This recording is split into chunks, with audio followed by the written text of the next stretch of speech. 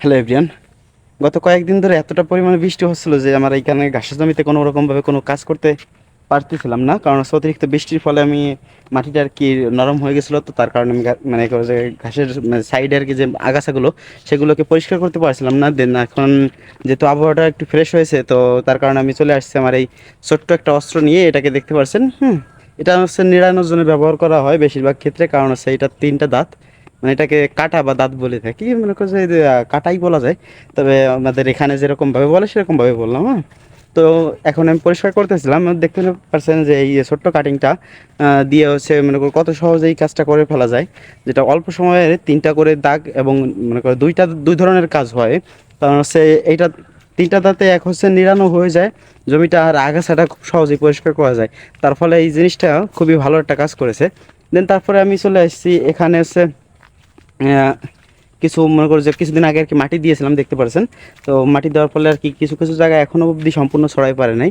তো এখানে কিছু জায়গা আছে এখনও একটু খোঁজ আছে, সেখানে অল্প একটু পানি বেঁধে বেঁধে আছে। তবে এইটুকু কোনো সমস্যা হবে না। তো তার কারণে হচ্ছে আমি মনে করি যে এখানে সমান করার কোনো প্রয়োজন মনে করতেছি না। দেন আমার এই সাইডে যে ঘাসগুলো আপনারা দেখতে পাচ্ছেন, এই ঘাসগুলোর নিচ থেকে আর কি যেগুলো কাটিং আর কি বেরোবে, তো সেই কাটিংগুলোকে আর কি ওখানে লাগানোর চেষ্টা করব। দেন ওটা আজকের ভিডিওতে হয়তো বা হবে না, দেন কয়েকদিনের মধ্যে আমি এই কাজটা করার চেষ্টা করব।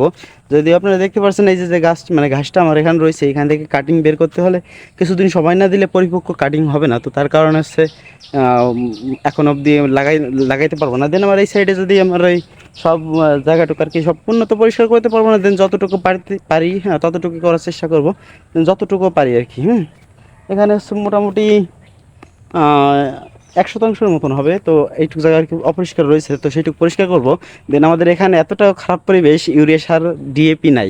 হ্যাঁ, এখানে হচ্ছে শুধুমাত্র সিজনাল যে সময়টা আর কি ধান চাষ হয়, তখন আর কি বেশি ধান পাট এগুলো কিংবা বাদামের জমিতে দেওয়া লাগে, তখনই মনে করো যে সব রকমের সার পাওয়া যায়। আর আদারস এই সময়ে টান সিজন যেহেতু বর্ষাকাল, এখানে কোনো নাই, সবজি কোনো কিছু চাষ করার মতন পরিবেশ নেই।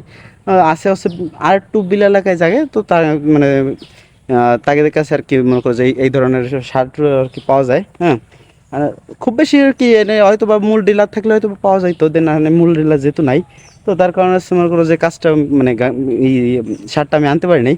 দেন আমার এখানে বলতে বলতে কথা বলতে বলতে আপনারা যে ভিডিওটা দেখলেন এই যে এতক্ষণ ধরে, এখানে হচ্ছে পরিষ্কার করা মোটামুটি যতটুকু পেরেছে ততটুকু তো করেছে, এবং তারপরে যতটুকু রয়েছে সেটা আগামী দিন করার চেষ্টা করব। আর এদিকে রেড পার্সেন্টগুলো মনে করি যে অনেকটাই ভালো হয়েছে। দেন আমার ঘাসের সংকট আমি এখন অব্দি কুলাইতে পারিনি, দেন অনেকটাই ভালো হয়েছে, যার ফলে আর একটু মনে করো যে ভালো কিছু করা সম্ভব হবে রেড পার্সেন্ট দিয়ে। আর এইদিকে যে কীভাবে বলি ভাই, রেড পার্সেন্ট দিয়ে ভালো কিছু করা সম্ভব হবে, এইদিকে মনে করো 25 দিন হয়ে গেছে, ঘাস এখনও 18 সমান হয় নাই। তো এটা একটা মনে করো যে খারাপ বিষয়, মনে করো যে এটা খামারির জন্য এটা দুঃখজনক বলা যায়। আর এদিকে ঘাসের পাতা হচ্ছে দেখতে পাচ্ছেন একটা হলদে তিলে তিলে একটা ভাব পড়ে গেছে, এটা একটা ভাইরাস। এটার ভাইরাসের নাম আমি এখনও জানি না। তো তার কারণে হচ্ছে মনে করো যে এই ধরনের মনে করো যে ভাইরাসের জন্য আমি ভাবছিলাম ইউরিয়া সার দিলে হয়তো বা হলুদ থেকে সবুজ হয়ে যাইতো, কিন্তু ইউরিয়া সার নাই, ডিএপি নাই। ডিএপি নাই। তো তার কারণে ডিএপি আবার কী সার আপনারা হয়তো অনেকে নাও বুঝতে পারেন, আমি একটু সংক্ষেপে বলে দিই। মাইটের সার অনেক জায়গায় মাইটের সার বলে, কোনো জায়গা হচ্ছে ই সার বলে, কী যেন কালা সার বলে, তারপরে হচ্ছে আর ইত্যাদি দুই এক জায়গায় দুই এক রকম নামে আর কি চিনে, তবে ওটার নাম হচ্ছে ডিএপি। তো এই ডিএপি সারটা দিতে হবে, তাহলে হয়তো বা এই যে সমস্যা দেখতে পারছেন, তো এই সমস্যাটা আর কি হবে না। এটা হচ্ছে একটা ভাইরাস জনিত মানে রোগ মনে হচ্ছে, যেহেতু এরকমভাবে প্রত্যেকটা পাতা আর কি মরে যাওয়ার কোনো কারণ আদারওয়াইজ নাই। তো ভিডিওটা বেশি বড় করলে আপনারা দেখতে চান না, তারপরেও মনে করো যে নিয়মিত যে কন্টেন্টগুলো তৈরি করি, এটা হচ্ছে আমার মনে করেন যে 10 থেকে 1 থেকে 1.5 ঘন্টার কাজ, বাদ বাকি আরও ধরো যে 12 ঘন্টা 10-12 ঘন্টার মতন টোটাল কাজ করার লাগে আমার প্রতিদিন।